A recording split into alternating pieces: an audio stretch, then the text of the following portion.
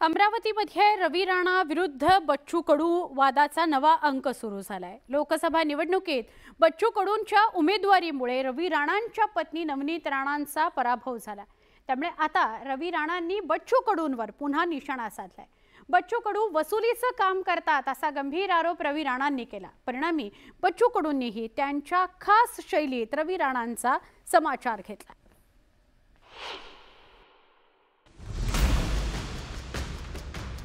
काँग्रेसच्या बळवंत वानखेडे यांनी रवी राणा आणि नवनीत राणांच्या बालेकिल्ल्याला भगदाड पाडलं। परिणामी नवनीत राणांना सलग दुसऱ्यांदा लोकसभा निवडणूक जिंकण्यात अपयश आलं। महायुतीतील घटक पक्ष असलेल्या बच्चू कडूंनी त्यांच्या प्रहार पक्षाकडून दिनेश बुब यांना मैदानात उतरवलं होतं। परिणामी नवनीत राणा आणि दिनेश बुब यांच्यात मतांची विभागणी होऊन काँग्रेसच्या बळवंत वानखेडेंचा विजयाचा मार्ग सोपा झाला। त्यामुळे रवी राणा आणि बच्चू कडू यांच्या राजकीय वैमनस्यात तेलच ओतलं गेलं। गेल्या एक दशकापासून दोन्ही नेत्यांमधील मतभेद अनेकदा उघड झाले। महायुतीतील घटक पक्ष असले तरी दोन्ही नेत्यांनी आतापर्यंत अनेकदा एकमेकांवर वसुली, खोके, ब्लॅकमेलिंग, राजकीय संधी साधूपणा असे वेगवेगळे आरोप केलेले आहेत।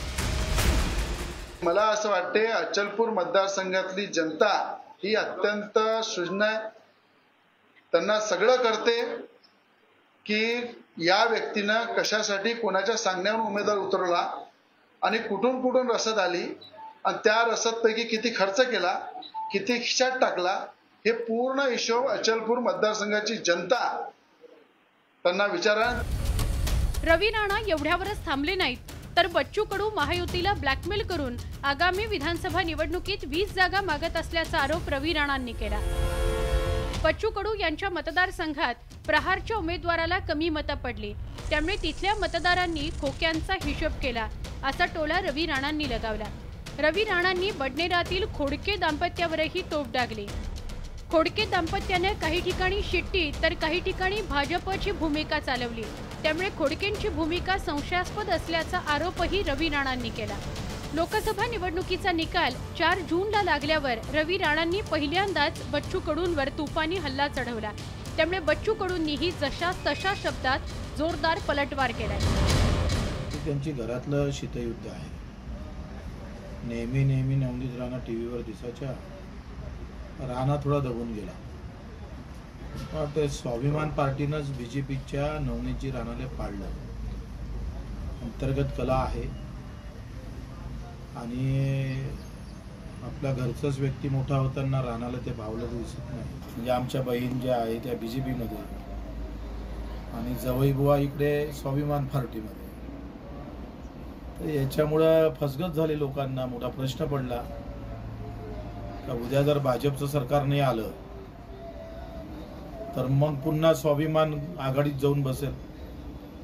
मागच्या वेळेस राष्ट्रवादी काँग्रेसच्या पाठिंब्यावर राणा आणि नवनीतजी निवडून आल्या, एकूण फ्लाईटमध्ये बसल्या, निकाल ऐकून उतरल्याबरोबर मोदीजीला भेटल्या। जे नालायक आहे त्याच्यासाठी आम्ही कपटेच आहोत। कपट्यापेक्षाही जसा अफजल खान छत्रपतीनं फाडला होता ना, ज्या अफजल खानाच्या कपटी भावनेमुळं, तसं आम्ही नेहमी फाडत असतो। त्याच्यात आम्ही कुठं मागं पडत नाही।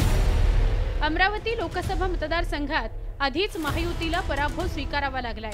त्यातच आता विधानसभा निवडणुकीच्या तोंडावर रवी राणा आणि बच्चू कडू यांच्यात पुन्हा एकदा राजकीय घमासान रंगलाय। त्यामुळे महायुतीच्या नेत्यांची चिंता वाढली आहे। Bureau report, news 18 Lokmat.